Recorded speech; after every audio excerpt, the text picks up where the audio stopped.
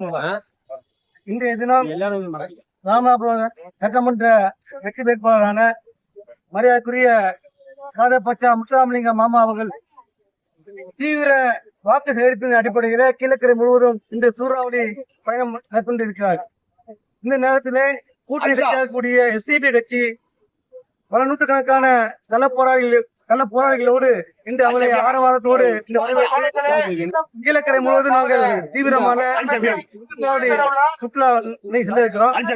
இன்னைக்கு இருக்கக்கூடிய சூழல்ல எப்படிப்பட்ட சூழல் நம்ம எதிர்கொள்றோம் சொன்னா, ஒரு பக்கம் தமிழகத்தை வஞ்சித்து தமிழகத்தை கொண்டாடி கொண்டிருக்கக்கூடிய பாரதிய ஜனதா கட்சியுடைய வேட்பாளரை எதிர்த்து இன்று தமிழகத்தை பாதுகாக்க வேண்டும் என்கிற ஒரே நோக்கத்தோடு இன்று தீவிரமாக பணி செய்து கொண்டிருக்கக்கூடிய கருணாநிதி ஸ்டாலின் அவருடைய நல்லாட்சி அமைய வேண்டும் என்று நாங்கள் எல்லாம் கடினமாக உழைத்துக் கொண்டிருக்கிறோம்.